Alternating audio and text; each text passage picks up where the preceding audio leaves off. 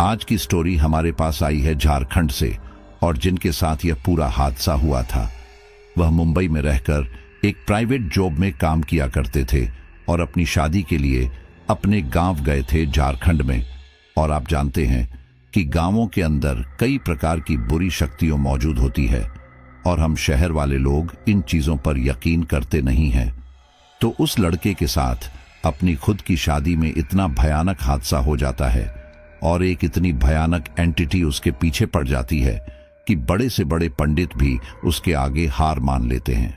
उसकी नई नई शादी हुई थी और आप जानते हैं कि 1.25 महीने तक चाहे वह दूल्हा हो या दुल्हन, उनके ऊपर शादी का रंग चढ़ा हुआ होता है। कई प्रकार की रीति रिवाज किए हुए होते हैं तो उनको घर से बाहर नहीं भेजा जाता है। तो यह 1.25 महीने का टाइम बहुत ही महत्वपूर्ण माना जाता है। अब आजकल शहरों में तो इस चीज को इग्नोर किया जाने लगा है, लेकिन गांव में आज भी इस चीज को बहुत ज्यादा फॉलो किया जाता है। तो ये पूरी स्टोरी मैं आपके लिए तैयार करके लाया हूं और इस स्टोरी को लास्ट तक जरूर सुनना। चलिए शुरू करते हैं। झारखंड के एक छोटे से गांव में भारद्वाज परिवार के लोग एक गंभीर समस्या को लेकर आपस में चर्चा कर रहे थे। समस्या यह थी कि उनके बेटे विक्रम भारद्वाज की शादी उसकी पसंद की लड़की वसुंधरा से तय हो चुकी थी। घर के सभी लोगों की रजामंदी से सगाई भी हो गई थी, लेकिन अब एक नई परेशानी सामने आ खड़ी हुई थी। विक्रम की कुंडली में दोष निकला था। इसी बात को लेकर घर के सभी सदस्य चिंतित होकर विचार विमर्श कर रहे थे। हर किसी के चेहरे पर चिंता और बेचैनी साफ झलक रही थी, लेकिन विक्रम बिल्कुल अलग दिखाई दे रहा था। उसके चेहरे पर किसी तरह की परेशानी नहीं थी। उसे तो बस वसुंधरा से शादी करने की जल्दी थी। विक्रम नए विचारों वाला पढ़ा लिखा लड़का था। वो इन कुंडली और दोष जैसी बातों में विश्वास नहीं करता था। उसके लिए सबसे जरूरी बस वसुंधरा थी और उसी से शादी करने की उसकी चाहत इतनी गहरी थी कि वो शहर से वापस गांव लौट आया। विक्रम मुंबई जैसे बड़े शहर में एक कंपनी में नौकरी करता था। जैसे ही उसे वसुंधरा से अपनी शादी की बात पता चली, वो बिना देर किए गांव चला आया, क्योंकि वो हमेशा से वसुंधरा से प्यार करता था। वसुंधरा भी उसे उतना ही चाहती थी, लेकिन एक समय ऐसा था जब विक्रम के पास नौकरी नहीं थी। उसी वजह से वसुंधरा के परिवार वाले अपनी बेटी की शादी एक बेरोजगार लड़के से नहीं करना चाहते थे। वसुंधरा खुद भी गांव के बच्चों को पढ़ाने का काम करती थी। वो एक शिक्षिका थी।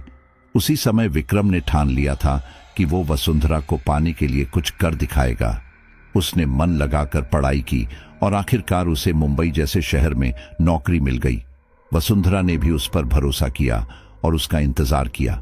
लंबे इंतजार के बाद आज जाकर उनकी शादी तय हुई थी। अब वसुंधरा से भी और इंतजार नहीं हो रहा था। सब कुछ ठीक चल रहा था, लेकिन इस कुंडली के दोष ने एक बार फिर उनके रास्ते में छोटी सी रुकावट डाल दी थी। एक ऐसी रुकावट जो विक्रम को बिल्कुल भी मंजूर नहीं थी।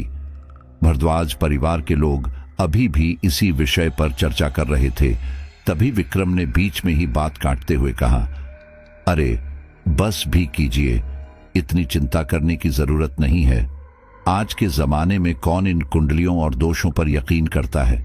मैं तो कहता हूं इन बेवजह के वहमों में मत पड़िए और मेरी वसुंधरा के साथ मेरी शादी होने दीजिए। इस पर विक्रम की मां आशा ने चिंतित स्वर में कहा, चिंता की ही बात है। तुम्हारी कुंडली में दोष निकला है। इस समस्या का समाधान किए बिना हम तुम्हारी शादी वसुंधरा से नहीं होने दे सकते। पहले हम पंडित जी से इसका कोई उपाय निकलवाएंगे, उसके बाद ही तुम्हारी शादी कराएंगे। यह सुनकर विक्रम जैसे भड़क उठा। झुंझलाते हुए उसने कहा, यह कुंडली का डर पंडित ने ही आप सबके मन में बैठाया है और अब वो उपाय के नाम पर आपको और अंधविश्वास में डालेगा। आप लोग समझते क्यों नहीं? मुझे कुछ ही हफ्तों में काम के लिए शहर वापस जाना है। अगर मेरी शादी समय पर नहीं हुई तो मुझे वसुंधरा के बिना ही जाना पड़ेगा और फिर शादी और टलती जाएगी। विक्रम के पिता सुरेश ने उसे डांटते हुए कहा, यह क्या तरीका है अपनी मां से बात करने का? वो तुम्हारे भले के लिए सोच रही है और तुम उन्हीं पर चिल्ला रहे हो। लगता है शहर की हवा लग गई है तुम्हें, इसलिए बड़ों की इज्जत करना भूल गए हो। इस पर विक्रम ने समझाने की कोशिश करते हुए कहा, मुझे शहर की हवा नहीं लगी है, बल्कि आप लोग अब भी अंधविश्वास में जी रहे हैं। कोई भी मेरी बात समझना ही नहीं चाहता। सुरेश ने सख्ती से जवाब दिया। तो अब तुम हमें समझाओगे? शहर में कमाने क्या लग गए? हमारे तौर तरीके तुम्हें गलत लगने लगे? खैर, हमें समझाने की तुम्हें कोई जरूरत नहीं है। हमने फैसला कर लिया है, जब तक तुम्हारी कुंडली का दोष दूर नहीं हो जाता तब तक तुम वसुंधरा तो क्या, किसी भी लड़की से शादी नहीं कर सकते। और अगर इतना इंतजार नहीं कर सकते तो फिर पंडित जी के बताए रास्ते पर ही चलना होगा। फिर उन्होंने साफ शब्दों में आगे कहा, तुम्हारे पास दो ही रास्ते हैं, या तो 3 साल इंतजार करो या फिर पंडित के बताए अनुसार चलो। अपने पिता की यह बात सुनकर विक्रम चुप हो गया। नाराजगी भरे चेहरे के साथ वो अपने कमरे में चला गया, क्योंकि वो समझ चुका था कि अब समझाने का कोई फायदा नहीं है। विक्रम के पास कोई और विकल्प नहीं था। वो 3 साल तक इंतजार नहीं कर सकता था, इसलिए मजबूरी में अपने माता पिता की जिद के आगे झुकते हुए उसे पंडित के बताए रास्ते पर चलना पड़ा। किसी भी तरह वसुंधरा से शादी हो जाए, बस इसी सोच के साथ उसने चुपचाप अपने माता पिता की बात मान ली। कुछ ही दिनों में एक पंडित को बुलाया गया। उनका नाम था दीनानाथ, जो भरद्वाज परिवार के पुराने और सबसे विश्वसनीय पंडित माने जाते थे। उनकी बात को घर में कभी टाला नहीं जाता था। भरद्वाज परिवार दीनानाथ पंडित को बेहद मान सम्मान देता था। विक्रम के माता पिता सुरेश और आशा, साथ ही उसके दादा दादी वर्षों से उन पर भरोसा करते आए थे और दीनानाथ पंडित ने भी कभी इस भरोसे को टूटने नहीं दिया था। इसी वजह से विक्रम के पिता सुरेश ने उन्हें बुलवाया था। एक खास कारण यह भी था कि विक्रम की कुंडली देखकर दोष होने की बात भी सबसे पहले दीनानाथ पंडित ने ही बताई थी। अब जब यह समस्या सामने थी तो सुरेश और आशा उसी पंडित से इसका समाधान निकलवाना चाहते थे। घर के सभी सदस्य एक जगह बैठे थे। विक्रम भी वहीं मौजूद था। सबकी निगाहें पंडित जी पर थीं, मानो उनकी हर बात पर ही आगे का रास्ता तय होना था। विक्रम की मां आशा ने विनम्रता से कहा, पंडित जी, मेरा बेटा 3 साल तक इंतजार नहीं कर सकता। हम चाहते हैं कि आप कोई ऐसा उपाय बताएं जिससे दोष भी दूर हो जाए और इसकी शादी भी टलने ना पाए।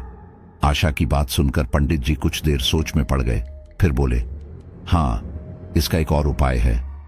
यह सुनते ही सभी के चेहरों पर राहत की झलक आ गई। विक्रम के पिता सुरेश ने तुरंत पूछा, तो फिर बताइए पंडित जी, क्या उपाय है? इस पर दीनानाथ पंडित ने गंभीर स्वर में कहा, विक्रम की कुंडली में मंगल और काल का दोष है। इस दोष से मुक्ति पाने के लिए विक्रम का विवाह एक बरगद के पेड़ से कराना होगा, वो भी पूरे विधि विधान के साथ, तभी यह दोष समाप्त होगा। इसके अलावा कोई और उपाय नहीं है। यह सुनकर घर में सन्नाटा छा गया। सभी एक दूसरे का चेहरा देखने लगे। विक्रम को यह सब बकवास और अंधविश्वास लग रहा था, लेकिन वसुंधरा से शादी ना हो पाने के डर से वो चुपचाप सब सुनता रहा। तभी विक्रम के चाचा ने कहा, अरे, इसमें इतना सोचने की क्या बात है? अगर पेड़ से शादी करने से सब ठीक हो जाएगा तो कर लो ना। चाचा की बात से सहमत होते हुए सुरेश ने कहा, बात तो ठीक है, क्यों ना अभी से इसकी तैयारी शुरू कर दें। इस पर आशा ने कहा, पहले एक बार विक्रम से भी पूछ लेते हैं। विक्रम ने हल्की नाराजगी और तंज भरे लहजे में कहा, जब सारे फैसले मेरी इच्छा के खिलाफ ही लेने हैं तो मुझसे पूछने का क्या मतलब? मुझे ये सब पागलपन और अंधविश्वास लगता है, लेकिन वसुंधरा के लिए अगर मुझे ये भी करना पड़े तो मैं तैयार हूं। फिर उसने एक शर्त रखी, लेकिन एक बात ध्यान रहे, वसुंधरा को इस बारे में कुछ भी पता नहीं चलना चाहिए। विक्रम की बात से सब सहमत हो गए। घर के बाकी लोगों ने भी यही तय किया कि लड़की वालों को इसकी भनक तक नहीं लगनी चाहिए। 2 दिन बाद विक्रम की शादी बरगद के पेड़ से होने वाली थी। भरद्वाज परिवार यह पूरा अनुष्ठान बड़ी सावधानी और गुपचुप तरीके से करने की तैयारी में जुट गया। विक्रम को बस इतनी तसल्ली थी कि अब उसे 3 साल तक इंतजार नहीं करना पड़ेगा। हालांकि उसे यह सब अजीब और बेकार लग रहा था, लेकिन वो ये सब सिर्फ वसुंधरा के लिए कर रहा था। वहीं दूसरी ओर वसुंधरा और उसके परिवार को इस पूरे मामले की कोई खबर नहीं थी। वसुंधरा तो बस खुली आंखों से विक्रम के साथ शादी के सपने देख रही थी। ठीक 2 दिन बाद रात के ठीक 9 बजे, जब गांव की आखिरी रोशनी भी बुझ चुकी थी, विक्रम को उस पुराने बरगद के पेड़ के सामने लाया गया। वो बरगद का पेड़ कई साल पुराना था। उसकी मोटी जड़ें हवा में हल्के हल्के हिल रही थी। चारों ओर ठंडी हवाएं चल रही थी, लेकिन उस हवा में एक अजीब सा भारीपन था। पूरा माहौल असामान्य रूप से शांत था और उसी सन्नाटे के बीच विक्रम की उस पेड़ से शादी की तैयारी चल रही थी। विक्रम के साथ उसका पूरा परिवार और दीनानाथ पंडित मौजूद थे। दूल्हे के रूप में सजा विक्रम हवन कुंड के सामने उसी पेड़ के साथ बैठ गया। पंडित मंत्रों का उच्चारण कर रहे थे और पूरे रीति रिवाज के साथ विवाह संपन्न कराया जा रहा था। विक्रम को यह सब बिल्कुल अच्छा नहीं लग रहा था, लेकिन वसुंधरा को पाने के लिए वो यह सब सहने को मजबूर था। तभी उसका फोन बज उठा। उसने देखा स्क्रीन पर वसुंधरा का नाम चमक रहा था। वो उससे बात करने के लिए तड़प रहा था, लेकिन इस समय फोन उठाना संभव नहीं था, इसलिए उसने फोन बजने दिया। उधर वसुंधरा ने 1-2 बार कॉल करने के बाद सोचा, विक्रम तो इस समय फ्री रहता है, फिर आज मेरा फोन क्यों नहीं उठा रहा। इधर कुछ ही देर में विक्रम को उस बरगद के पेड़ के साथ 7 फेरे लेने थे। पंडित के कहने पर विक्रम खड़ा हुआ। उसने लाल रंग की मौली ली और उसे पेड़ की एक जड़ से बांधते हुए उसके चारों ओर गोल चक्कर लगाकर फेरे लेने लगा। लेकिन जैसे ही उसने 2-3 फेरे लिए, अचानक हवा और भी ठंडी हो गई, मानो तापमान एकदम गिर गया हो। सभी को ठंड का एहसास हुआ, मगर विक्रम नहीं रुका। वो बस यह सब जल्दी खत्म करना चाहता था। वो चुपचाप 7 फेरे पूरे करता रहा और मौली का धागा पेड़ के चारों ओर लपेटता गया। 7 फेरे पूरे होने के बाद पंडित ने उसे सिंदूर चढ़ाने को कहा। विक्रम ने एक मुट्ठी सिंदूर लिया और बरगद के तने पर लगा दिया। कुछ ही पलों बाद सभी रस्मों के साथ यह अजीब सा विवाह संपन्न हो गया। दीनानाथ पंडित अपना काम पूरा कर सुरेश से पैसे लेकर वहां से चले गए। लेकिन जब विक्रम ने अपने पिता को पंडित को पैसे देते हुए देखा, तो वो भीतर से निराश हो गया। पंडित जा चुके थे। सुरेश ने आवाज लगाई, चलो बेटा, अब घर चलते हैं। विक्रम उनके पास आया और बोला, उस पंडित ने आपसे पैसे क्यों लिए? सुरेश ने कहा, तो क्या हुआ, तुमने देखा नहीं उसने कितनी बड़ी मुसीबत टाल दी, वरना तुम्हारी शादी वसुंधरा से होना मुश्किल था। विक्रम ने फिर पूछा, लेकिन पैसे क्यों लिए? जहां तक मैं जानता हूं उन्होंने कभी आपसे पैसे नहीं लिए, तो इस बार क्यों? सुरेश ने थोड़ा सख्त होकर जवाब दिया, शादी में सामान का खर्च होता है इसलिए लिए, इसमें तुम्हें इतनी परेशानी क्यों हो रही है? विक्रम ने कहा, परेशानी इस बात की है कि उसने आपको मंगल दोष के नाम पर बेवकूफ बनाया और पैसे भी ले लिए। सुरेश ने डांटते हुए कहा, तमीज से बात करो, एक तो तुम्हारी समस्या हल की, ऊपर से हमें ही समझा रहे हो। तुम बस वसुंधरा से शादी के बारे में सोचो और चुपचाप हमारे साथ चलो। वसुंधरा का नाम सुनते ही विक्रम चुप हो गया, लेकिन उसके मन में बेचैनी बनी रही। वो परिवार के पीछे पीछे चल ही रहा था कि अचानक उसे अपने पीछे ठंडी हवा का एहसास हुआ, लेकिन वो फिर भी आगे बढ़ता रहा। उधर भारद्वाज परिवार गाड़ी में बैठकर उसका इंतजार कर रहा था। सुरेश ने आवाज दी, विक्रम जरा जल्दी करो, घर भी पहुंचना है। विक्रम तेजी से चलने लगा, लेकिन तभी उसे कुछ ऐसा महसूस हुआ कि उसके कदम एक पल के लिए थम गए। उसे अपने पीछे से पायल की हल्की सी छन छन सुनाई दी, जैसे कोई औरत पायल छनकाती हुई उसके साथ साथ चल रही हो। विक्रम ने पीछे मुड़कर देखा, लेकिन वहां दूर सिर्फ वही बरगद का पेड़ दिख रहा था और कुछ नहीं। उसने इसे अपना भ्रम समझा और फिर आगे बढ़ने लगा, लेकिन जैसे जैसे वो चलता, पायल की आवाज उसके साथ साथ चलती रहती। अब वो बार बार पीछे मुड़कर देखने लगा। तभी उसकी मां आशा ने आवाज लगाते हुए कहा, अरे विक्रम बेटा, बार बार पीछे क्या देख रहे हो? जल्दी आओ, बहुत देर हो गई है और सब थक भी गए हैं। यह सुनकर विक्रम ने खुद को संभाला और आगे बढ़ गया। जैसे जैसे वो आगे बढ़ा, पायल की आवाज धीरे धीरे कम होती गई। विक्रम ने सोचा, शायद यह सिर्फ उसका वहम था। वो गाड़ी में बैठ गया और पूरा परिवार घर के लिए रवाना हो गया। घर पहुंचने के बाद सभी घर वाले खाना खाकर सो गए। विक्रम अपने कमरे में बैठा था और फोन पर वसुंधरा से बात कर रहा था। बात करते करते वसुंधरा ने पूछा, पहले ये बताओ, तुम इतने देर कहां थे? मैंने तुम्हें कितनी बार फोन किया, तुमने उठाया क्यों नहीं? ये सवाल सुनकर विक्रम थोड़ा सोच में पड़ गया। फिर कुछ पल रुककर बोला, वो पिताजी मुझे एक जरूरी काम से अपने साथ ले गए थे, इसलिए उस वक्त तुम्हारा फोन नहीं उठा पाया। वसुंधरा ने फिर पूछा, ऐसा कौन सा जरूरी काम था? विक्रम ने बात टालते हुए कहा, बस था कोई जरूरी काम, पहले तुम बताओ, तुमने फोन क्यों किया था? इस पर वसुंधरा थोड़ा हैरान होकर बोली, अरे क्या मुझे तुम्हें फोन करने के लिए कोई वजह ढूंढनी पड़ेगी? मैं तुम्हें ऐसे ही फोन नहीं कर सकती। इस सवाल से विक्रम चुप रह गया। फिर वसुंधरा ने मजाक करते हुए कहा, मैंने तो सुना था कि लड़के शादी के बाद बदल जाते हैं, लेकिन तुम तो अभी से बदले बदले लग रहे हो। विक्रम को अपनी गलती का एहसास हुआ। उसने नरम आवाज में कहा, सॉरी, दरअसल मैं बहुत थक गया हूं, इसलिए बिना सोचे समझे कुछ भी पूछ लिया। वसुंधरा हल्का सा हंसते हुए बोली, अरे तुम सॉरी क्यों बोल रहे हो? मैं तो बस तुम्हें छेड़ रही थी। वैसे भी तुम आवाज से काफी थके हुए लग रहे हो। चलो मैं फोन रखती हूं, तुम आराम से सो जाओ।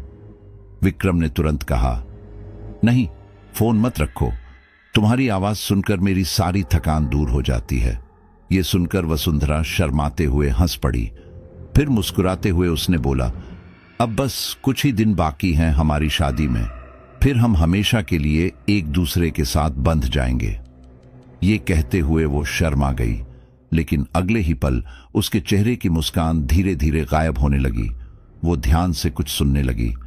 विक्रम ने उसे चुप देखकर पूछा, अरे क्या हुआ, कुछ बोलो। वसुंधरा ने धीमे से पूछा, तुम्हारे घर कोई आया है क्या?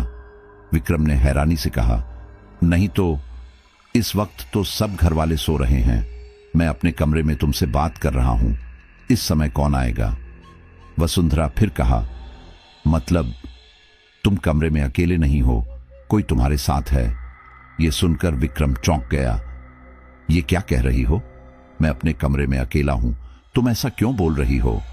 वसुंधरा ने शक भरे लहजे में कहा, तो फिर मुझे एक लड़की की आवाज क्यों आ रही है जो तुम्हें लगातार बुला रही है? कौन है वो, और इतनी रात को तुम्हारे कमरे में क्या कर रही है? विक्रम ने थोड़ा परेशान होकर कहा, अरे कौन सी लड़की, कैसी लड़की? कोई नहीं है यहां, शायद नेटवर्क की वजह से आवाज ठीक से नहीं आ रही होगी, इसलिए तुम्हें ऐसा लग रहा है। लेकिन वसुंधरा को साफ साफ एक लड़की की आवाज सुनाई दे रही थी जो बार बार विक्रम का नाम लेकर उसे बुला रही थी। अब वसुंधरा को विक्रम की बातों पर भरोसा नहीं हो रहा था। उसने फिर पूछा, सच सच बताओ, तुम्हारे कमरे में कौन है विक्रम? विक्रम ने झुंझलाकर कहा, अरे कितनी बार कहूं, मैं कमरे में अकेला हूं, तुम्हें कैसे समझाऊं? वसुंधरा गुस्से में बोला, तो फिर ये लड़की की आवाज कहां से आ रही है? वो तुम्हें फोन रखने के लिए भी कह रही है। अब विक्रम भी चिढ़ गया। उसने चिढ़ते हुए कहा, ये क्या बकवास कर रही हो तुम? मुझ पर शक कर रही हो? यही भरोसा है तुम्हारा? लेकिन वसुंधरा अब कुछ सुनने को तैयार नहीं थी। उसके मन में शक घर कर चुका था। वो बार बार एक ही सवाल पूछे जा रही थी, कौन है वो लड़की? दोनों के बीच बहस बढ़ती गई। तभी वसुंधरा ने अचानक फोन काट दिया और तुरंत वीडियो कॉल कर दिया। विक्रम ने वीडियो कॉल उठाते हुए कहा, लो अब अच्छे से देख लो। उसने फोन का कैमरा पूरे कमरे में घुमाकर हर कोना दिखाया। वसुंधरा ध्यान से हर जगह देखती रही, लेकिन उसे कहीं कोई लड़की नजर नहीं आई। सब देखने के बाद विक्रम ने पूछा, हो गई तसल्ली या फिर एक बार और दिखाऊं? वसुंधरा ने फिर भी पूछा, वो लड़की कहां गई? ये सुनकर विक्रम और चिढ़ गया। कहां गई का क्या मतलब? तुम्हें अब भी मुझ पर भरोसा नहीं है? इतना शक करने लगी हो? वसुंधरा ने कहा, मैं शक नहीं कर रही। मैंने सच में एक लड़की की आवाज सुनी थी जो तुम्हें बहुत प्यार से बुला रही थी।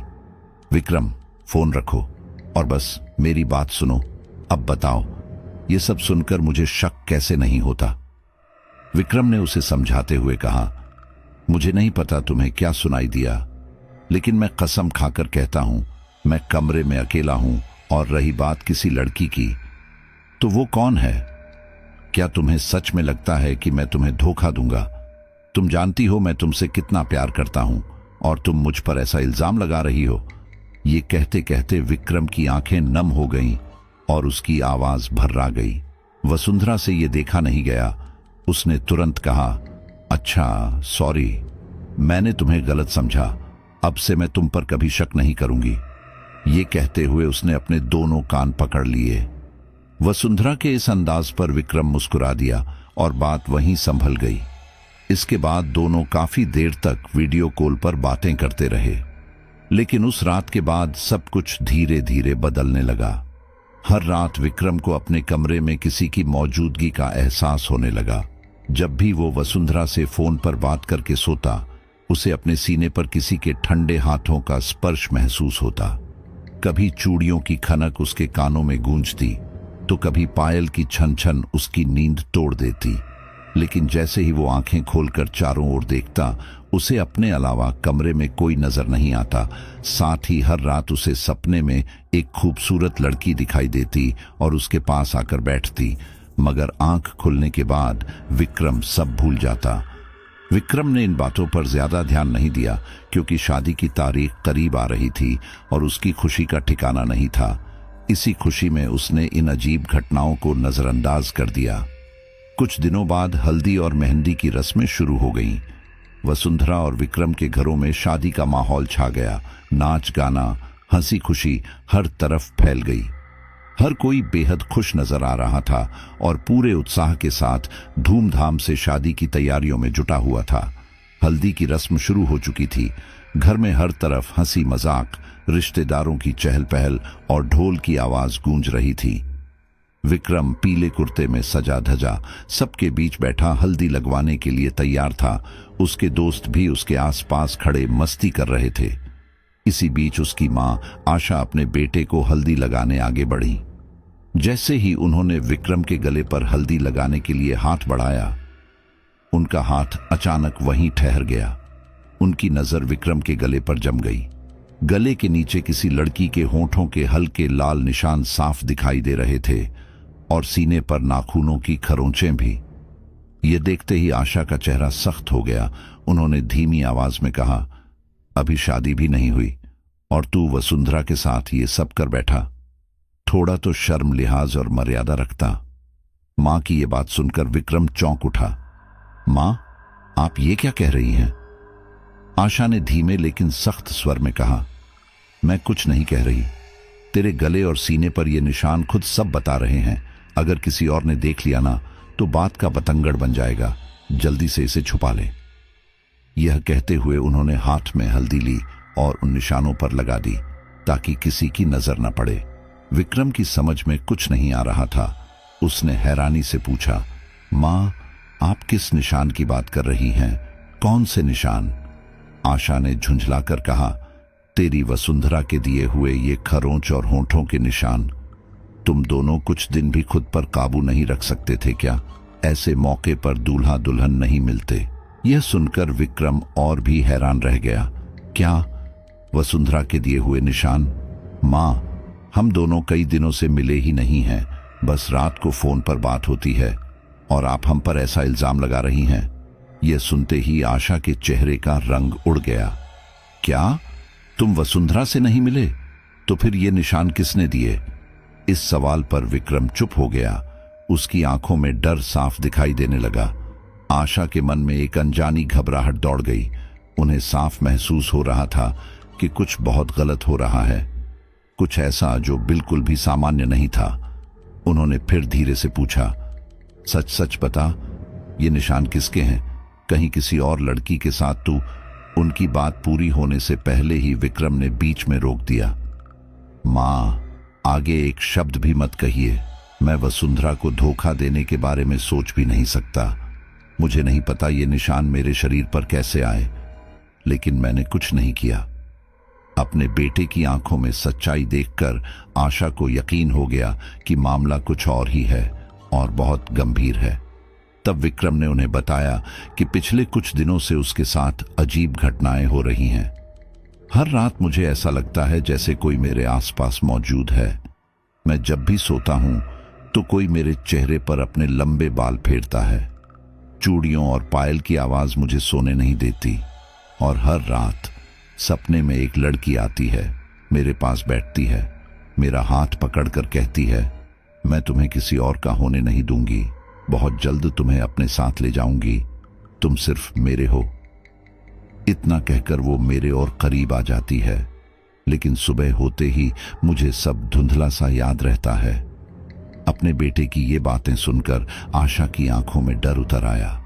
वो कुछ कह पाती उससे पहले ही पीछे से उनके पति सुरेश की आवाज आई, अरे आशा, और कितना हल्दी लगाओगी अपने लाडले को, बाकी लोगों को भी मौका दो। उनकी बात सुनकर सब फिर से हंसी मजाक में लग गए, लेकिन आशा के चेहरे का रंग उड़ चुका था और विक्रम भी चुपचाप अपने शरीर के उन निशानों को छुपाने की कोशिश कर रहा था। अब उसे भी अंदाजा हो चुका था, जिस बात को वो अब तक हल्के में ले रहा था वो कोई मामूली चीज नहीं, बल्कि एक ऐसी बुरी परछाई थी जो अब उसके पीछे पड़ चुकी थी। हल्दी की रस्म पूरी होने के बाद आशा ने यह बात पूरे परिवार के सामने रखी। विक्रम ने भी सबको बताया कि हर रात उसके साथ क्या क्या अजीब घटनाएं हो रही हैं, कैसे उसे अजीब अजीब एहसास होते हैं और डरावने सपने आने लगे हैं। सारी बातें सुनकर घर के सभी लोग हैरान रह गए। विक्रम के गले और सीने पर पड़े निशानों को देखते हुए सुरेश ने गंभीर स्वर में पूछा, तुम्हारे साथ इतना सब कुछ हो रहा था और तुमने हमें बताया तक नहीं? विक्रम ने धीरे से जवाब दिया, मुझे लगा शायद नींद में मेरे ही नाखून लग गए होंगे और सपनों को कौन इतनी गंभीरता से लेता है, इसलिए मैंने इसे आम बात समझकर नजरअंदाज कर दिया। वैसे भी मैं वसुंधरा के साथ शादी को लेकर बहुत उत्साहित था, पर मुझे क्या पता था कि ये निशान सच में रह जाएंगे और मामला इतना गंभीर हो जाएगा। विक्रम की बात सुनकर एक और सदस्य ने गंभीरता से पूछा, लेकिन तुम्हें इतना तो अंदाजा होगा कि ये सब कब से शुरू हुआ? यह सवाल सुनकर विक्रम कुछ देर सोच में पड़ गया, फिर बोला, जब से मेरी शादी उस बरगद के पेड़ से हुई है, उसी रात से, क्योंकि उस रात घर लौटते वक्त मुझे कुछ अजीब सा महसूस हो रहा था। थोड़ा रुककर उसने जैसे कोई बड़ी बात समझते हुए कहा, यानी उस रात वसुंधरा सच कह रही थी, उसने फोन पर सच में मेरे कमरे से किसी लड़की की आवाज सुनी थी। विक्रम की यह बात सुनते ही पूरे घर में डर और घबराहट फैल गई। आशा घबराकर बोली, हे भगवान, ये कैसी नई मुसीबत आ पड़ी, पहले कुंडली का दोष और अब ये नया संकट।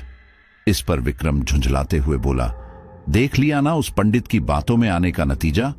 मैं पहले ही समझा रहा था आप सबको, लेकिन किसी ने मेरी बात सुनी ही नहीं। सुरेश ने सख्त लहजे में जवाब दिया, बेवकूफी मत करो विक्रम, तुम्हारी कुंडली में दोष था, उसी को दूर करने के लिए पंडित जी ने वो उपाय कराया था। विक्रम तुनक्कर बोला, हां, एक मुसीबत खत्म करने के चक्कर में मुझे दूसरी बड़ी मुसीबत में डाल दिया। इतना कहते ही पिता और बेटे के बीच बहस छिड़ गई। आशा ने बीच में आते हुए माहौल संभाला, यह बहस करने का वक्त नहीं है, हमें जल्दी से जल्दी इसका कोई हल निकालना होगा। कोई बुरी परछाई या डायन मेरे बेटे के पीछे पड़ी है, वो सपने में आकर मेरे बेटे को अपने साथ ले जाने की बात करती है, हमें कुछ करना होगा। सुरेश ने सहमति में सिर हिलाया और कहा, ठीक है, कल सुबह ही हम दोनों विक्रम को लेकर पंडित दीनानाथ के पास जाएंगे, बाकी लोग शादी की तैयारियों में लगे रहेंगे।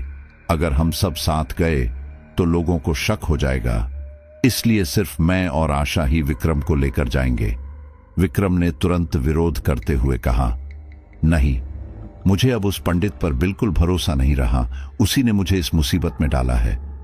सुरेश ने सख्त आवाज में कहा, तो क्या चाहते हो, किसी दूसरे पंडित के पास जाएं ताकि ये बात बाहर फैल जाए? इस सवाल पर विक्रम चुप हो गया। सुरेश ने आगे कहा, पंडित दीनानाथ ही हमें इस मुसीबत से निकालेंगे, मुझे पूरा भरोसा है। अपने परिवार का उस पंडित पर अंधविश्वास देखकर विक्रम के अंदर गुस्सा उबल रहा था, लेकिन हालात ऐसे थे कि वो कुछ कर भी नहीं सकता था। इस बार भी उसे अपने माता पिता की जबरदस्ती के आगे झुकना पड़ा। अगली सुबह सुरेश, आशा और विक्रम जल्दी उठकर पंडित दीनानाथ से मिलने उनके घर के लिए निकल पड़े। वहां पहुंचते ही सुरेश और आशा ने पूरी घटना विस्तार से बताई।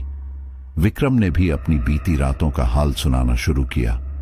तीनों की बातें ध्यान से सुनते हुए पंडित दीनानाथ की नजर अचानक विक्रम के गले और सीने पर पड़े निशानों पर गई। जब उन निशानों को ध्यान से देखा गया तो पता चला कि वहां पहले से भी ज्यादा और बिल्कुल ताजा निशान मौजूद थे। यह देखकर विक्रम के माता पिता घबरा उठे। विक्रम भी अंदर से डरा हुआ था, लेकिन उसका गुस्सा अब पंडित पर फूट रहा था। विक्रम झल्लाते हुए बोला, ये आपने क्या किया पंडित जी? आपके बताए उपाय से मेरी परेशानी और बढ़ गई। पता नहीं कौन सी डायन मेरे पीछे पड़ गई है। सुरेश ने तुरंत उसे डांटते हुए रोका। विक्रम, एकदम चुप हो जा। विक्रम ने तीखे स्वर में जवाब दिया, यह चुप रहने का ही नतीजा है। उसकी यह बात सुनकर पंडित दीनानाथ भी नाराज हो गए। उन्होंने कड़े लहजे में कहा, आप लोग यहां उपाय पूछने आए हैं या मुझे दोष देकर मेरा अपमान करने? सुरेश और आशा ने हाथ जोड़कर विनती की, माफ कर दीजिए पंडित जी, ये अभी नासमझ है, इसकी बातों पर ध्यान मत दीजिए, आप बस कोई उपाय बताइए। पंडित दीनानाथ कुछ शांत हुए और सोच में पड़ गए। वो कुछ कहने ही वाले थे कि विक्रम ने बीच में टोक दिया, इस बार कोई सही और पक्का उपाय बताइएगा, फिर से किसी बड़ी मुसीबत में मत डाल दीजिए। यह ताना सुनकर पंडित का धैर्य टूट गया। वो गुस्से में बोले, बस अब और अपमान नहीं सहूंगा। इतने सालों में आपके परिवार में से किसी ने मेरे काम पर सवाल नहीं उठाया जितना ये लड़का उठा रहा है। मैं इसकी कोई मदद नहीं कर सकता, इसे मेरी नजरों से दूर ले जाइए। ये सुनकर सुरेश और आशा फिर से हाथ जोड़कर गिड़गिड़ाने लगे, लेकिन पंडित अपनी बात पर अड़े रहे और जाने को कह दिया। विक्रम का गुस्सा अब चरम पर था। उसने सख्त आवाज में कहा, मुझे मुसीबत में डालकर अब आप हमें ही जाने को कह रहे हैं।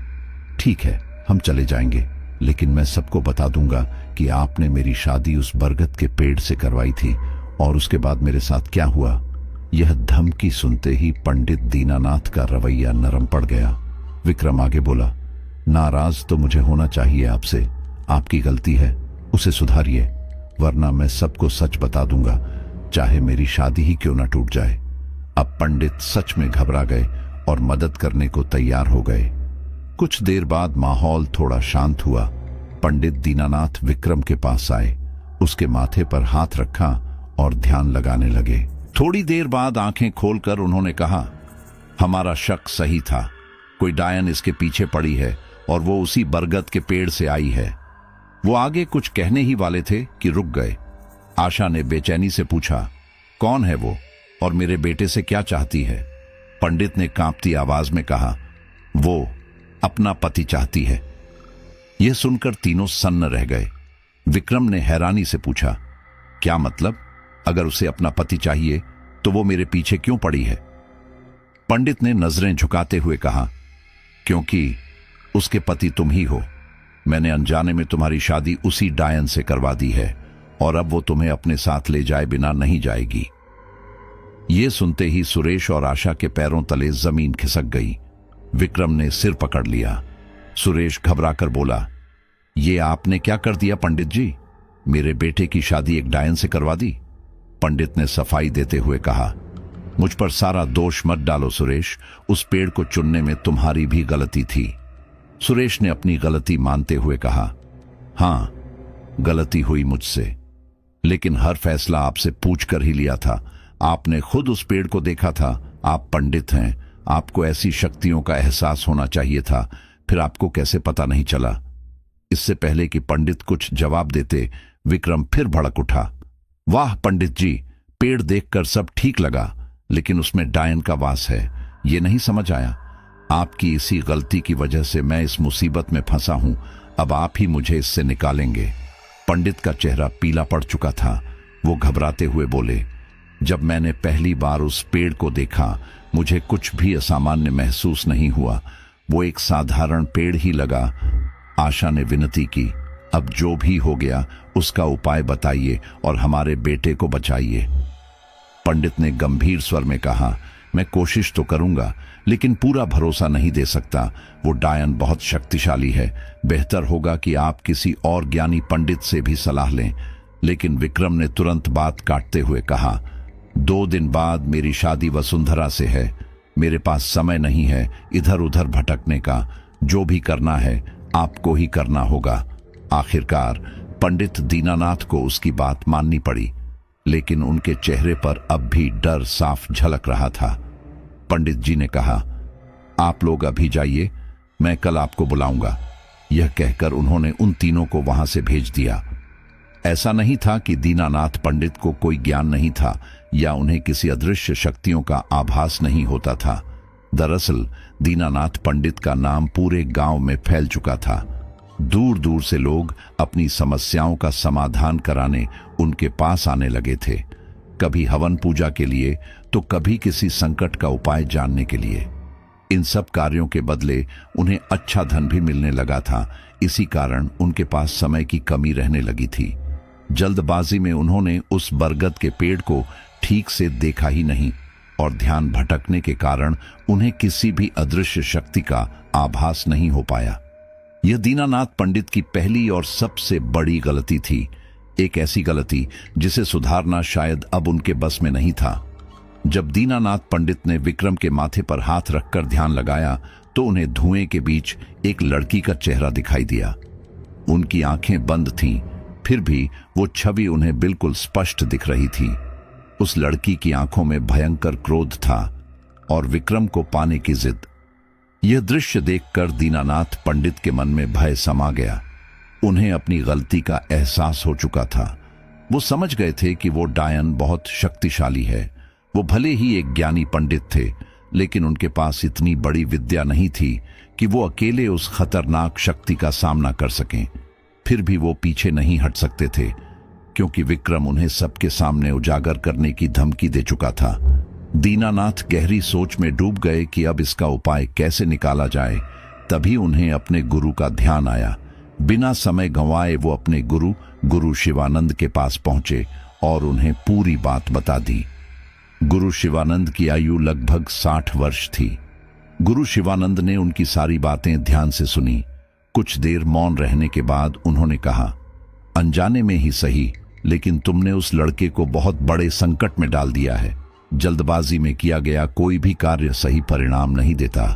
अब एक काम करो, विक्रम और उसके माता पिता को मेरे पास लेकर आओ। दीनानाथ पंडित ने वैसा ही किया।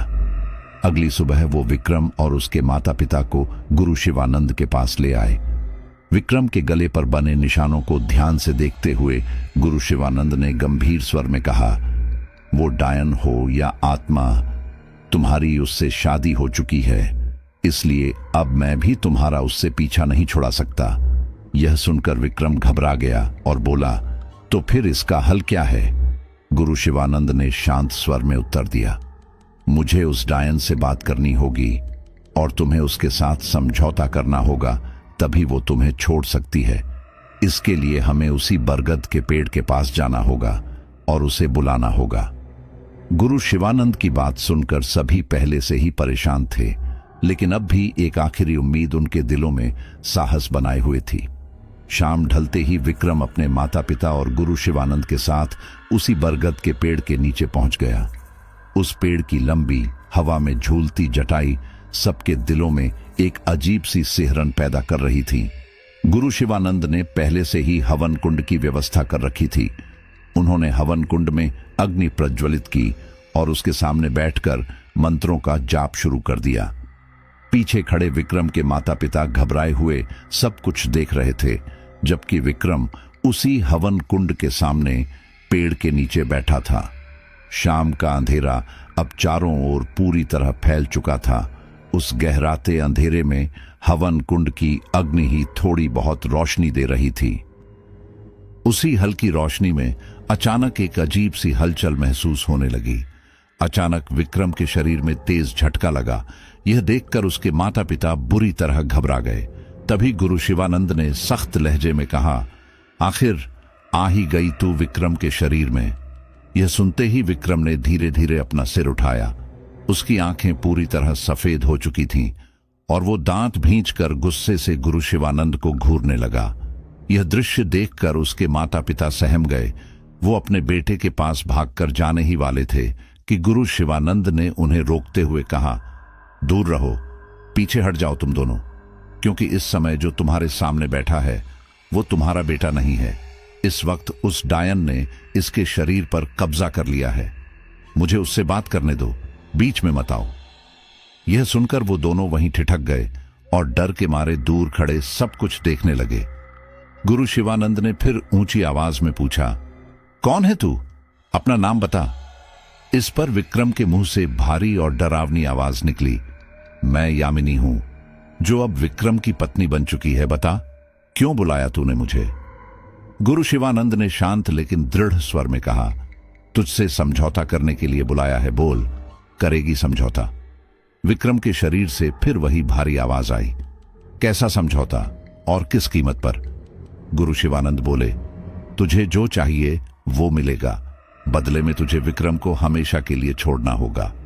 यह सुनकर विक्रम के होंठों पर एक भयावह हंसी उभर आई।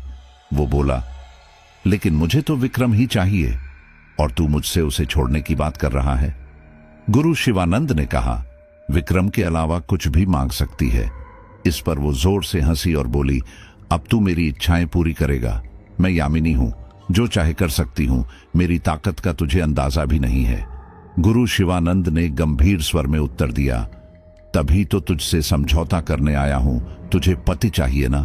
तेरे लिए हम किसी और युवक की बलि दे देंगे, लेकिन उसके बदले तुझे विक्रम को छोड़ना होगा।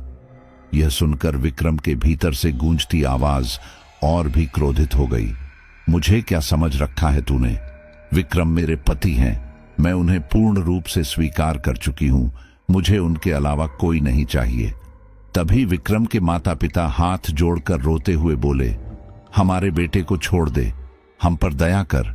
लेकिन वो आवाज और भी कठोर हो गई, कभी नहीं, विक्रम अब मेरा है, मेरी उससे विधिवत शादी हो चुकी है, मैं अपने पति को नहीं छोड़ूंगी, अब उसका तन मन सब मेरा है। इतना कहते ही विक्रम के शरीर को एक और भयंकर झटका लगा और वो अचानक बेहोश होकर जमीन पर गिर पड़ा। गुरु शिवानंद समझ चुके थे कि यह प्रयास भी विफल हो गया है, लेकिन विक्रम के माता पिता अपने बेटे की यह हालत देखकर बिलख बिलख कर रोने लगे। सुरेश ने घबराते हुए गुरु शिवानंद से पूछा, गुरुजी, आपका यह प्रयास भी सफल नहीं हो पाया, अब हम अपने बेटे को उस यामिनी से कैसे छुड़ाएं? गुरु शिवानंद ने बिना जवाब दिए एक गहरी नजर उस बरगद के पेड़ पर डाली। वो ध्यान से उसे देखते हुए धीरे धीरे उसकी ओर बढ़ने लगे। तभी विक्रम को भी होश आ गया। होश में आते ही सुरेश तुरंत अपने बेटे के पास पहुंचे। विक्रम का सिर चकरा रहा था। उसने हैरानी से पूछा, मैं अचानक बेहोश कैसे हो गया? मुझे कुछ भी याद नहीं। उसे सच में याद नहीं था कि कुछ देर पहले क्या हुआ था। तभी वो उठकर गुरु शिवानंद के पास गया और बोला, गुरुजी, अब सब ठीक है ना? क्या उस डायन से मेरा पीछा छूट गया? क्या अब मैं चैन से रह सकता हूं? गुरु शिवानंद अभी भी उस बरगद के पेड़ को घूर रहे थे। उन्होंने धीमे लेकिन गंभीर स्वर में कहा, वो यामिनी है और वो तुम्हारा पीछा इतनी आसानी से नहीं छोड़ेगी, क्योंकि तुम्हारा उसके साथ रिश्ता जुड़ चुका है, पति पत्नी का रिश्ता। उसे छुटकारा पाने के लिए इस रिश्ते को तोड़ना पड़ेगा, तभी तुम उससे मुक्त हो पाओगे। विक्रम चौंक गया। यामिनी, क्या वही डायन है जो मेरे पीछे पड़ी है? गुरु शिवानंद ने सिर हिलाते हुए कहा, हां, वही यामिनी है। कई साल पहले एक तांत्रिक ने उसे इस पेड़ से बांध दिया था, तब से वो यहीं रहती है।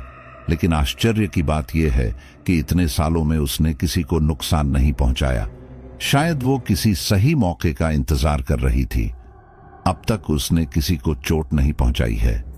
विक्रम ने बेचैनी से पूछा, तो फिर वो मुझे ही क्यों नुकसान पहुंचाना चाहती है? मुझे अपने साथ क्यों ले जाना चाहती है? गुरु शिवानंद बोले, मैंने कहा ना, तुम्हारी उससे शादी हो चुकी है विधि विधान से, इसलिए वो अपने पति को नहीं छोड़ेगी। कोई भी स्त्री विवाह के बाद अपने पति को यूं ही नहीं छोड़ती जब तक रिश्ते की गांठ न टूट जाए।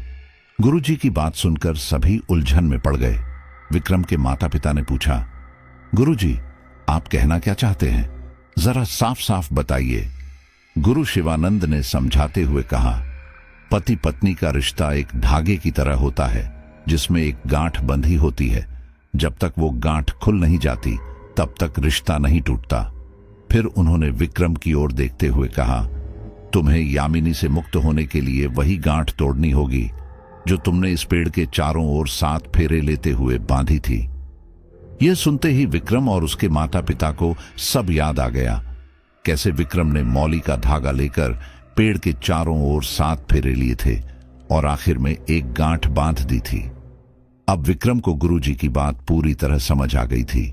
गुरु शिवानंद ने दृढ़ स्वर में कहा, विक्रम, यह गांठ तुमने ही बांधी है और अब तुम्हें ही इसे खोलना होगा, तभी तुम्हें यामिनी से मुक्ति मिलेगी। विक्रम तुरंत भागकर पेड़ के पास गया और पूरी ताकत लगाकर उस धागे की गांठ खोलने की कोशिश करने लगा, लेकिन वो गांठ जैसे खुलने का नाम ही नहीं ले रही थी। उसके माता पिता दूर खड़े मन ही मन प्रार्थना कर रहे थे कि किसी तरह यह गांठ खुल जाए, लेकिन इस वक्त न विक्रम की ताकत काम आ रही थी, न ही उनकी दुआएं। बहुत कोशिशों के बाद विक्रम के हाथ थक गए। वो हांफते हुए वहीं बैठ गया। तभी गुरु शिवानंद बोले, रहने दो, वो तुम्हें यह गांठ खोलने नहीं देगी, चाहे तुम जितनी भी ताकत लगा लो। विक्रम ने थकी हुई आवाज में कहा, मुझे अच्छी तरह याद है, मैंने इतनी कसी हुई गांठ नहीं बांधी थी। बहुत हल्की गांठ थी, पता नहीं यह इतनी मजबूत कैसे हो गई। गुरु शिवानंद ने गंभीर स्वर में कहा, अब इसका सिर्फ एक ही उपाय है। कल इस पेड़ को काटकर जला देना होगा, तभी तुम्हें यामिनी से मुक्ति मिलेगी। कल ही विक्रम की वसुंधरा से शादी थी और उसी दिन उस बरगद के पेड़ को कटवाने का भी फैसला किया गया था, लेकिन यह काम इतना आसान नहीं था, इसमें जान का भी खतरा था। गुरु शिवानंद इस बात को भली भांति जानते थे, इसलिए उन्होंने पहले ही विक्रम के लिए एक सुरक्षा कवच तैयार कर रखा था, ताकि पेड़ काटते समय उसकी जान पर कोई आंच न आए। वो सुरक्षा कवच विक्रम को देते हुए गुरु शिवानंद ने कहा, इसे स्नान करने के बाद पहनना और फिर कभी इसे अपने गले से मत उतारना। इस पर विक्रम ने पूछा, लेकिन गुरुजी, पेड़ कटवाने की बात तो आपने ही कही थी, फिर इस सुरक्षा कवच की क्या जरूरत है? गुरु शिवानंद ने गंभीर स्वर में कहा, क्योंकि अगर पेड़ काटने का आखिरी प्रयास भी असफल रहा तो कम से कम यह कवच तुम्हें यामिनी से कुछ हद तक बचाए रखेगा। विक्रम ने फिर पूछा, कुछ हद तक बचाए रखेगा मतलब? गुरु शिवानंद बोले, यह सुरक्षा कवच तुम्हें यामिनी से दूर तो रखेगा, लेकिन पूरी तरह छुटकारा नहीं दिला पाएगा। पूर्ण मुक्ति के लिए उस पेड़ का कटना जरूरी है, इसलिए प्रार्थना करो कि वो पेड़ आज कट जाए। विक्रम ने स्नान करने के बाद वो सुरक्षा कवच अपने गले में पहन लिया। उधर घर में सभी लोग शादी की तैयारियों में जुट गए, लेकिन भीतर ही भीतर भारद्वाज परिवार के मन में डर बना हुआ था। शाम ढल चुकी थी, विवाह का शुभ मुहूर्त आ चुका था। विक्रम और वसुंधरा शादी के जोड़े में सजे धजे मंडप में आकर बैठ गए। वसुंधरा के चेहरे पर खुशी साफ झलक रही थी, लेकिन विक्रम के दिल की धड़कनें तेज थीं। वो मन ही मन भगवान से प्रार्थना कर रहा था कि पेड़ कट जाए और उसकी शादी बिना किसी बाधा के संपन्न हो जाए। इधर मंडप में विवाह की रस्में चल रही थीं, उधर गुरु शिवानंद उस पेड़ को कटवाने के लिए पूजा कर रहे थे। पूजा समाप्त होते ही कई आदमी कुल्हाड़ियां लेकर पेड़ काटने में जुट गए। उसी समय जब विक्रम वसुंधरा की मांग में सिंदूर भर रहा था, अचानक तेज आंधी चलने लगी। हवा एकदम से उग्र हो उठी। मौसम के इस अचानक बदलाव को देखकर शादी में मौजूद सभी मेहमान हैरान रह गए, क्योंकि कुछ ही देर पहले आसमान बिल्कुल साफ था, आंधी के कोई संकेत नहीं थे। लेकिन भारद्वाज परिवार अच्छी तरह समझ चुका था कि यह आंधी किन कारणों से उठी है। फिर भी सबने अनजान बनने का नाटक किया और चुपचाप शादी की रस्में पूरी होने दी। थोड़ी ही देर में विवाह संपन्न हो गया। अब विक्रम और वसुंधरा शादी के पवित्र बंधन में बंध चुके थे। आंधी भी धीरे धीरे शांत हो गई थी। अब भारद्वाज परिवार को लगने लगा था कि शायद यह मुसीबत टल गई है, लेकिन असली कहानी तो अब शुरू होने वाली थी। शादी के सिर्फ 2 घंटे बाद ही विक्रम और उसके परिवार को एक ऐसी खबर मिली जिसने सबको अंदर तक हिला दिया। दीनानाथ पंडित ने आकर बताया कि जिस समय पेड़ को काटने की कोशिश की जा रही थी तभी अचानक तेज आंधी चलने लगी। हालात बिगड़ने के बावजूद मजदूर पेड़ काटना बंद नहीं कर रहे थे। तभी अचानक गुरु शिवानंद को दिल का दौरा पड़ा और वहीं उनकी मौत हो गई। पेड़ काट रहे सभी लोग घबराकर रुक गए और गुरु शिवानंद के पास दौड़े, लेकिन तब तक बहुत देर हो चुकी थी। यह खबर सुनकर भारद्वाज परिवार की रूह कांप उठी। गुरु शिवानंद ने पहले ही चेतावनी दी थी कि इस काम में जान का खतरा हो सकता है, इसलिए उन्होंने विक्रम को पहले से ही एक सुरक्षा कवच दे दिया था। उस कवच की वजह से यामिनी विक्रम का कुछ नहीं बिगाड़ पाई, लेकिन ऐसा लग रहा था मानो उसने बदले में गुरु शिवानंद की जान ले ली हो। यही सोचकर पूरा परिवार डर और चिंता में डूब गया। फिर भी उन्हें इस बात से थोड़ी तसल्ली थी कि यामिनी विक्रम को नुकसान नहीं पहुंचा पाई और शादी भी बिना किसी रुकावट के पूरी हो गई। इसी बात से वो खुद को समझाने की कोशिश कर रहे थे। गुरु शिवानंद की मौत का गहरा दुख तो था ही, लेकिन अपने बेटे की चिंता भी उन्हें लगातार सताए जा रही थी। विक्रम ने अपने परिवार को समझाते हुए कहा कि इस सुरक्षा कवच के रहते यामिनी उससे दूर ही रहेगी। भले ही उससे पूरी तरह छुटकारा ना मिल पाए, लेकिन कम से कम वो पास नहीं आ सकेगी। वैसे भी शादी के बाद विक्रम को वापस शहर लौटना था, लेकिन इन सब बातों से वसुंधरा अब तक पूरी तरह अनजान थी। शादी की पहली रात थी। वसुंधरा और विक्रम एक दूसरे के करीब आ रहे थे, लेकिन जैसे ही वो करीब आए, वसुंधरा की नजर विक्रम के गले पर पड़ी। वहां कुछ निशान साफ दिखाई दे रहे थे। उन निशानों को देखकर वसुंधरा तुरंत पीछे हट गई और शक भरी आवाज में बोली, ये तुम्हारे गले और सीने पर ये होंठों का गुलाबी रंग कैसा है, और ये तो काफी गहरा भी लग रहा है। विक्रम ने बात छिपाने की कोशिश करते हुए कहा, अरे नहीं, ये तो बस खुजली के निशान हैं। जरा ज्यादा जोर से खुजा लिया था, इसलिए लाल हो गया। तुम तो जानती हो गांव में कितने मच्छर होते हैं। वसुंधरा ने तुरंत जवाब दिया, नहीं, खुजली के निशान ऐसे नहीं होते। साफ दिख रहा है कि किसी लड़की ने अपने होंठों के निशान छोड़े हैं। सच बताओ, कौन थी वो? क्या तुम मुझे धोखा दे रहे थे? इस पर विक्रम थोड़ा झुंझलाते हुए बोला, तुम्हारी ये शक करने की आदत कब जाएगी? हर बात पर शक करने लगती हो। आज हमारी शादी की पहली रात है, इसे ऐसे मत खराब करो। लेकिन विक्रम की बातों के बावजूद वसुंधरा को पूरा यकीन हो गया था कि ये निशान किसी लड़की के ही हैं। वो उसे शक भरी नजरों से देखती रही। तभी विक्रम ने उसे प्यार से समझाते हुए कहा, देखो, अब हम पति पत्नी हैं। हमारा रिश्ता हमेशा के लिए जुड़ गया है। इसे एक शक की वजह से मत बिगाड़ो। मुझ पर भरोसा करो। इतना कहकर विक्रम फिर से उसके करीब आने लगा, लेकिन जैसे ही वो पास आया, वसुंधरा को उसके शरीर से तेज इत्र की खुशबू महसूस हुई। वो तुरंत पीछे हट गई और बोली, ये कौन सा लड़कियों वाला इत्र लगाया है तुमने? इतनी तेज खुशबू क्यों आ रही है तुमसे? ये कहकर वो फिर उससे दूर हो गई। विक्रम ने खुद भी सूंघने की कोशिश की तो उसे भी अपने शरीर से वही इत्र की महक महसूस हुई। इससे पहले कि वो कुछ कह पाता, वसुंधरा ने गुस्से में कहा, किस लड़की से लिपट कर आए हो तुम? वसुंधरा की बात सुनकर विक्रम भड़क गया और बोला, तुम्हें होश है? तुम क्या कह रही हो? तुम जानती हो तुम्हारे अलावा मैं किसी और के बारे में सोच भी नहीं सकता। वसुंधरा ने सख्त आवाज में कहा, अगर ऐसा है तो ये निशान और ये खुशबू क्यों है तुम्हारे शरीर पर? यह सुनकर विक्रम चुप हो गया और उसकी नजरें झुक गईं। वसुंधरा बोली, तुम मुझसे कुछ छिपा रहे हो। जब तक तुम मुझे सच नहीं बताते, मैं तुम्हें अपने करीब नहीं आने दूंगी और ना ही तुम्हारे साथ सोऊंगी। इस कमरे से चले जाओ। यह कहकर वसुंधरा करवट लेकर लेट गई। विक्रम चुपचाप कमरे से बाहर चला गया और अपनी हालत पर अकेले बैठकर रोने लगा। रात के 2 बजे थे। विक्रम कमरे के बाहर सोफे पर लेटा गहरी नींद में सो रहा था। तभी पायल की हल्की छनक के साथ एक लड़की की परछाई धीरे धीरे उसके करीब आई। वो लड़की यामिनी थी, जो विक्रम के पास खड़ी होकर उसे एकटक निहार रही थी। उसकी परछाई विक्रम के चेहरे पर पड़ रही थी। विक्रम इतनी गहरी नींद में था कि उसे यामिनी की मौजूदगी का जरा सा भी एहसास नहीं हुआ। बस चारों ओर एक अजीब सी ठंडक फैल गई थी। इतने में यामिनी ने अपनी काली लहराती जुल्फें विक्रम के चेहरे पर फेरनी चाही, मगर जैसे ही वो ऐसा करने लगी अचानक एक झटके से पीछे हट गई। उसने ध्यान से देखा कि विक्रम के गले में पहना हुआ सुरक्षात्मक कवच चमक रहा था।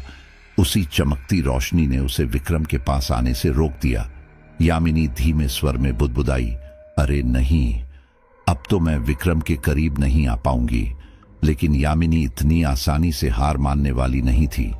वो विक्रम के करीब आने का कोई नया तरीका ढूंढने लगी। तभी उसकी नजर विक्रम के कमरे पर पड़ी, जहां वसुंधरा बिस्तर पर अकेली सो रही थी। वसुंधरा को एक नजर देखते ही यामिनी के चेहरे पर एक कुटिल मुस्कान फैल गई। अगले ही पल वो धुएं में बदल गई और चुपचाप वसुंधरा के शरीर में समा गई। उस रात के बाद धीरे धीरे सब कुछ बदलने लगा। जो वसुंधरा एक शक की वजह से विक्रम को अपने पास नहीं आने दे रही थी, वही वसुंधरा अब बदली बदली सी नजर आने लगी। वो धीरे धीरे विक्रम के करीब आने लगी। विक्रम को लगा कि शायद उस रात का गुस्सा ठंडा पड़ गया होगा, लेकिन इस बात को हल्के में लेना उसकी बहुत बड़ी गलती साबित हुई। विक्रम ने गौर किया कि वसुंधरा का रहन सहन अजीब तरीके से बदल गया था। वो अब भारी काजल लगाती, होठों पर गहरा लाल रंग सजाती और साड़ी पहनने लगी थी, जबकि शादी से पहले उसने साफ कहा था कि मंगलसूत्र के अलावा वो अपने पहनावे में कोई बदलाव नहीं करेगी, ना साड़ी पहनेगी और ना ही बाल खुले रखेगी। लेकिन शादी के बाद उसका रूप रंग पूरी तरह बदल गया। विक्रम ने सोचा कि शायद नई नई शादी का असर है और वसुंधरा को सजने संवरने का शौक चढ़ गया है, मगर असल वजह कुछ और ही थी। यामिनी, जो वसुंधरा के शरीर पर कब्जा करके विक्रम के पास रह रही थी। शादी को 1 हफ्ता हो चुका था। विक्रम को अब वसुंधरा को लेकर वापस मुंबई लौटना था। शादी से पहले ही यह तय हो गया था कि शादी के बाद दोनों शहर में ही बसेंगे और वसुंधरा भी इसके लिए तैयार थी। लेकिन अब वो शहर जाने को तैयार नहीं थी। वो इसी गांव में रहना चाहती थी और इसी बात को लेकर दोनों के बीच बहस छिड़ गई। विक्रम अपनी नौकरी को लेकर परेशान था और ऊपर से वसुंधरा का यह रवैया उसे और चिंतित कर रहा था। घर वालों ने भी वसुंधरा को समझाने की कोशिश की कि वो विक्रम के साथ मुंबई जाकर बस जाए, लेकिन वसुंधरा अपनी जिद पर अड़ी रही। वो ना खुद जाने को तैयार थी, ना ही विक्रम को जाने देना चाहती थी। विक्रम वसुंधरा के इस बदले हुए व्यवहार से परेशान हो चुका था। उसे क्या पता था कि वसुंधरा के भीतर यामिनी का साया है, जो उसे गांव से दूर जाने नहीं देना चाहता। हालात दिन ब दिन बिगड़ते जा रहे थे। हर रात वसुंधरा विक्रम के करीब आने की जबरदस्ती करती। विक्रम पहले से ही उससे नाराज रहता था, इसलिए वो उससे दूरी बनाना चाहता था। लेकिन जब वो पास आने से मना करता तो वसुंधरा गुस्से में उस पर हाथ उठा देती। आखिरकार स्थिति इतनी बिगड़ गई कि विक्रम ने हर रात खाने में बेहोशी की दवा मिलानी शुरू कर दी ताकि वसुंधरा सो जाए। उसे सुलाकर वो खुद कमरे से बाहर चला जाता। ये सब वो मजबूरी में कर रहा था। अब उसे पहले वाली वसुंधरा की याद सताने लगी थी। एक शाम विक्रम की मां आशा ने अपने बेटे से कहा, यह वसुंधरा पहले ऐसी नहीं थी, फिर अचानक इतनी बदल कैसे गई? विक्रम ने गहरी सांस लेते हुए जवाब दिया, मां, मुझे नहीं पता वह कैसे बदली। मैं बस इतना जानता हूं कि किसी की बुरी नजर हमारे रिश्ते पर लग गई है, जो शादी के बाद भी ठीक से संभल नहीं पा रहा। आशा कुछ पल सोच में पड़ गई, फिर बोली, बेटा, एक बार दीनानाथ पंडित के पास चलते हैं। यह सुनते ही विक्रम थोड़ा नाराज होकर बोला, नहीं मां, अब वो गलती मत दोहराइए, वरना पंडित जी फिर कोई भूल करेंगे और उसकी सजा मुझे ही भुगतनी पड़ेगी। आशा ने उसे समझाते हुए शांत स्वर में कहा, बेटा, गलती तो हर इंसान से होती है। इसका मतलब यह नहीं कि पंडित जी गलत हैं। एक बार चलकर बात कर लेते हैं।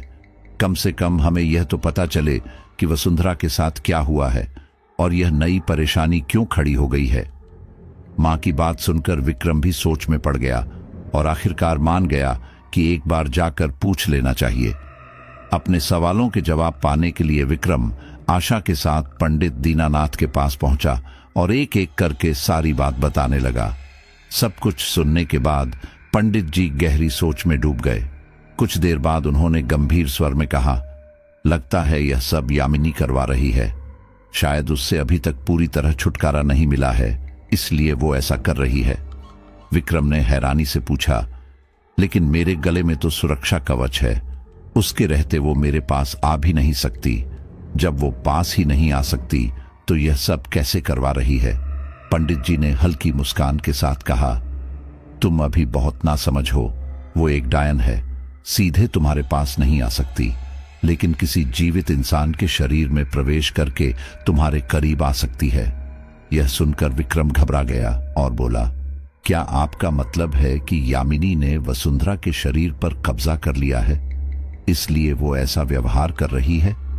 पंडित जी ने सिर हिलाते हुए कहा, हाँ, संभव है कि यामिनी ने वसुंधरा के शरीर में प्रवेश किया हो, लेकिन हमें पूरी तरह पुष्टि करनी होगी। इस बार मैं कोई गलती नहीं दोहराना चाहता, सब कुछ परख कर ही फैसला लूंगा। यह कहते हुए उन्होंने एक नींबू विक्रम के हाथ में दिया और बोले, आज रात इसे उस बिस्तर के नीचे रखना जहां वसुंधरा सोती है, और सुबह उठकर इसे ध्यान से देखना। अगर सुबह तक नींबू का रंग नहीं बदला तो समझ लेना कि मैं गलत हूं, लेकिन अगर नींबू काला हो जाए तो यह मान लेना कि यामिनी वसुंधरा के शरीर में है। रात होते ही विक्रम चुपके से बिस्तर के नीचे पंडित जी द्वारा दिया गया नींबू रख देता है।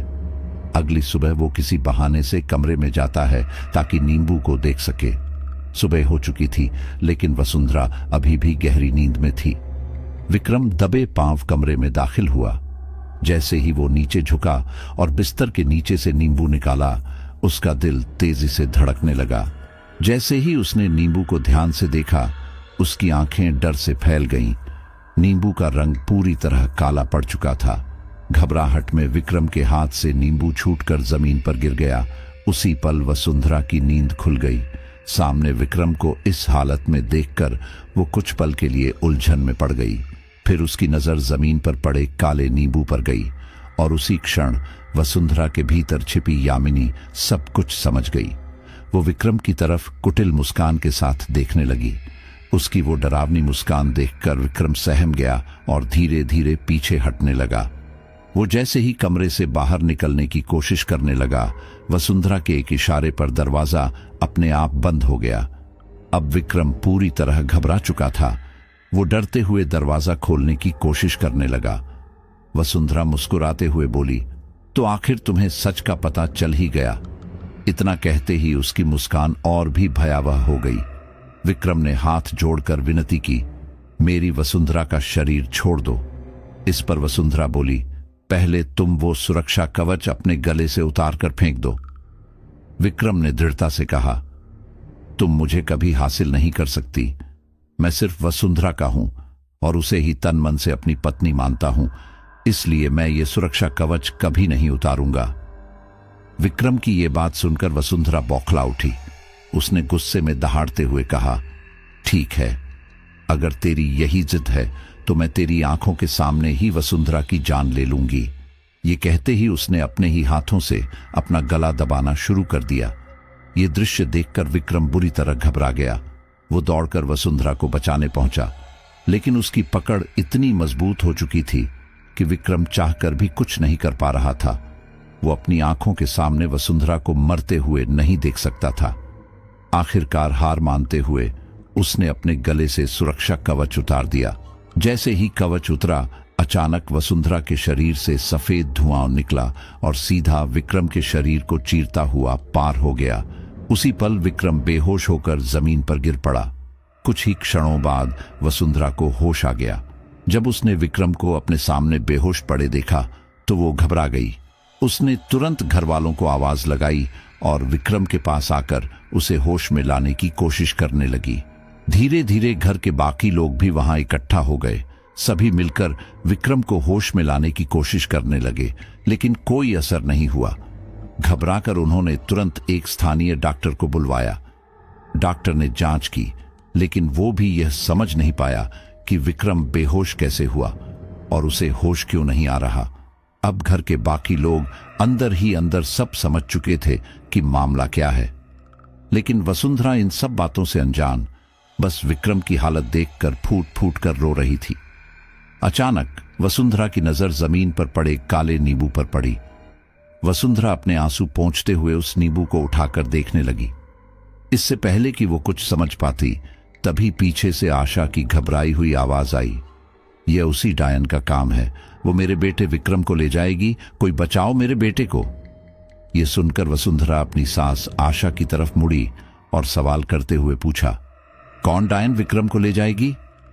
यह सवाल सुनकर सुरेश इशारों में आशा को चुप कराने लगा, मगर अपने बेटे की हालत में वो इतनी परेशान हो चुकी थी कि वो रोते हुए यही बात दोहराने लगी, यामिनी हमारे बेटे विक्रम को ले जाएगी। वसुंधरा ने सवाल करते हुए पूछा, कौन यामिनी? किसकी बात हो रही है? ये सवाल सुनकर सभी घरवाले अपनी नजरें झुका लेते हैं। वसुंधरा को अब शक होने लगता है। वसुंधरा ने कहा, मुझे ऐसा लग रहा है जैसे मुझसे जरूर कुछ छुपाया जा रहा है। कोई बताएगा कौन है यह यामिनी, और क्यों विक्रम को साथ ले जाएगी? क्या चल रहा है यहां सब? वसुंधरा के इस सवाल से सब चुप हो गए थे, मगर सुरेश को यकीन हो गया था कि अब बहुत देर हो चुकी है, अब कुछ भी छुपाने का फायदा नहीं। वसुंधरा के सवालों का जवाब देते हुए सुरेश ने धीरे धीरे सब बताया, शुरू से लेकर अब तक का सब वसुंधरा को बताया कि कैसे दोष दूर करने के लिए विक्रम की शादी एक बरगद के पेड़ से करवाई थी, और उसी पेड़ में सालों से बसी यामिनी विक्रम के पीछे पड़ी है, क्योंकि वो उसे अपना पति मान बैठी है और वो उसे अपने साथ ले जाना चाहती है। सुरेश ने आगे माफी मांगते हुए कहा, बेटा माफ करना, हमने तुमसे इतना सब छुपाया। विक्रम को डर था कि कहीं यह सब जानने के बाद तुम इस शादी से इनकार ना कर दो, इसलिए नहीं बताया। वसुंधरा ने अपना माथा पकड़ते हुए कहा, इतना सब हो गया और मुझे बताया भी नहीं। अगर बताया होता तो मैं विक्रम की मदद करने की कोशिश करती, ना कि उसका साथ छोड़ती। बस इतना ही भरोसा था विक्रम को मेरे प्यार पर। यह कहते हुए वो रोने लगी, मगर आंसू पोंछते हुए उसने दृढ़ आवाज में कहा, मैं विक्रम को कुछ नहीं होने दूंगी।